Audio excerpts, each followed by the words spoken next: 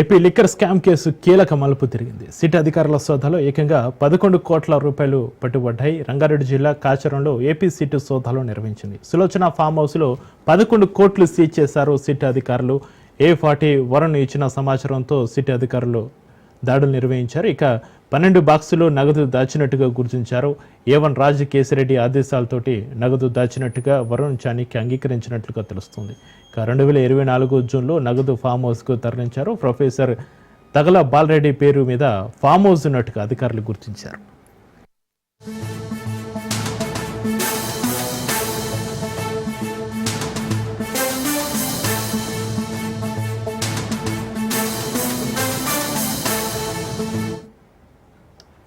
AP liquor scam case కీలక మలుపు తిరిగింది. సిట్ అధికారుల సోదాలో ఏకంగా 11 కోట్ల రూపాయలు బయటపడ్డాయి. రంగారెడ్డి జిల్లా కాచారంలో ఏపీ సిట్ సోదాలు నిర్వహించింది. సులోచన ఫామ్ హౌస్లో 11 కోట్లు సీజ్ చేశారు సిట్ అధికారులు. A40గా ఉన్న వరుణ్ ఇచ్చిన సమాచారంతో సిట్ దాడులు నిర్వహించింది.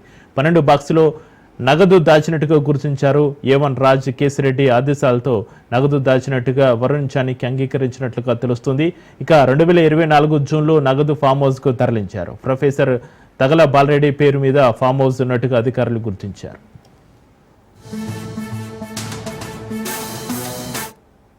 ఇదే అంశానికి సంబంధించి మరింత సమాచారాన్ని మా ప్రతినిధి రత్నకుమార్ ఫోన్లైన్లో అందిస్తారు. Ratnakumar, AP liquor scam case కీలక మలుపు తీసుకున్నట్లుగా తెలుస్తుంది.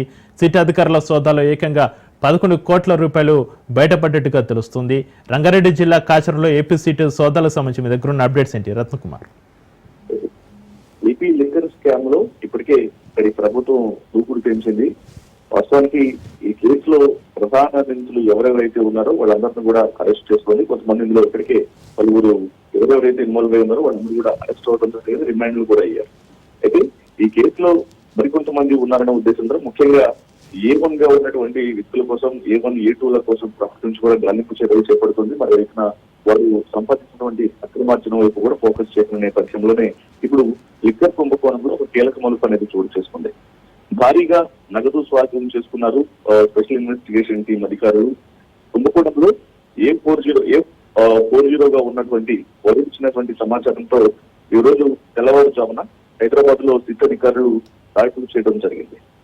ముఖ్యంగా ఈ కేసులో A1 గా ఉన్నటువంటి కేసిరెడ్డి రాజశేఖర్ రెడ్డి ఇచ్చినటువంటి ఇన్ఫర్మేషన్ తో వరుణ చాణిక్య 12 పెట్టెల్లో 11 కోట్ల రూపాయలు దాచినట్లు కూడా ఐడెంటిఫై చేశారు. శంషాబాద్ మండలంలోని కాచారం గ్రామంలో ఉన్న ఫామ్ హౌస్ లో సిట్ అధికారులు దాడులు చేయడంతో మొత్తం అక్కడ దాచిపెట్టినటువంటి సొత్తు మొత్తాన్ని కూడా స్వాధీనం చేసుకోవడం జరిగింది.